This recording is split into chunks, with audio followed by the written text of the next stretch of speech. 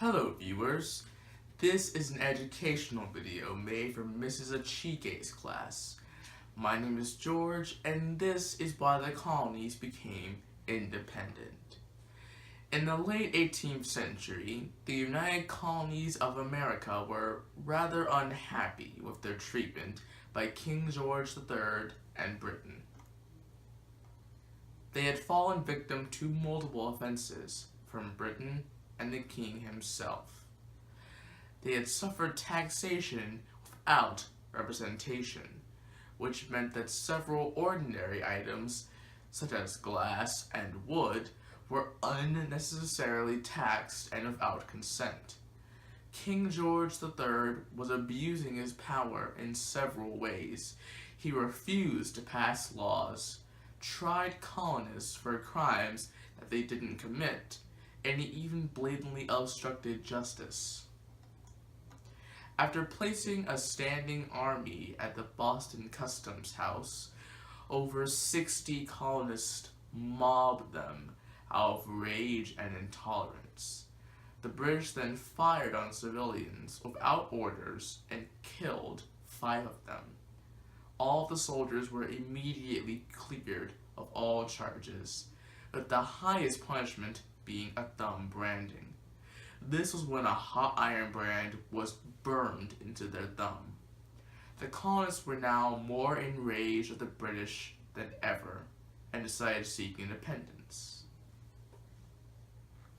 Britain did not respond well to this idea, with King George III declaring that the Americans were engaged in open and avowed rebellion. He then made all cargo vessels forfeit to the crown and hired German mercenaries to murder the colonists. Over time, the colonists cut off all connections to the crown. They protested the Stamp, Townshend, and Tea Acts. They actually destroyed over 342 boxes of tea and was now referred to as the Boston Tea Party.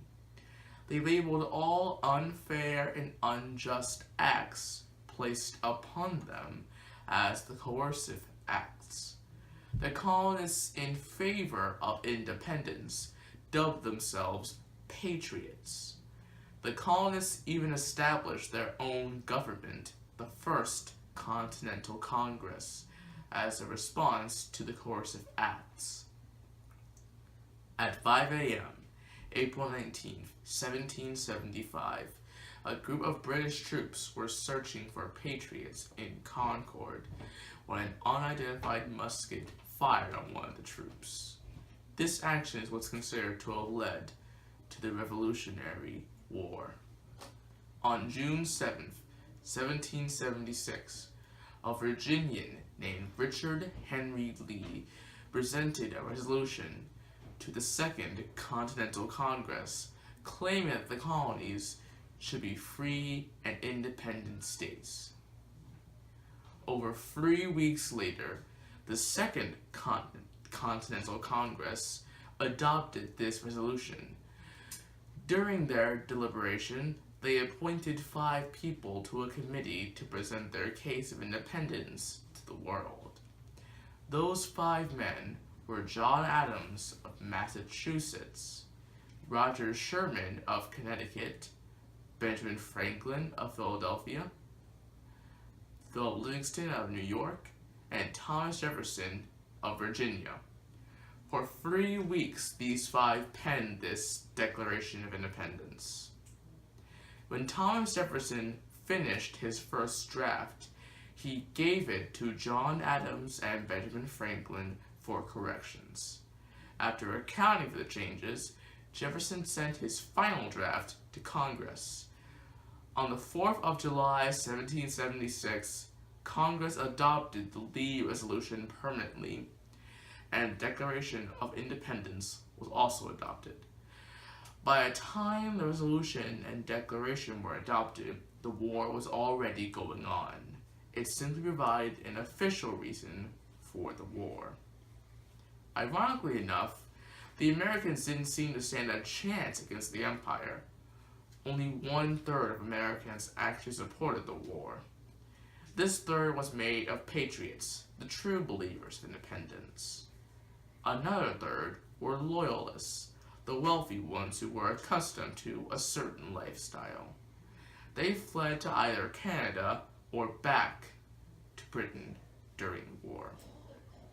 The final third were the neutrals, the everyday folk, who really wanted no part in the war. In 1778, countries such as France and Spain recognized America as an independent nation. They formed a permanent alliance with them, adding more soldiers to their continental army and giving them more firepower. In 1781, General Cornwallis of Britain and his battalion were in Yorktown, Virginia, when they were surrounded by the Continental Army. They were forced to surrender both themselves and the entire British Army. Britain was defeated. 2 years later, in 1783, the British and the Americans signed the Treaty of Paris. This treaty meant that Britain and the rest of the world would recognize America not as a British colony, but as its own independent nation. The rest is, quite literally, history. Thank you.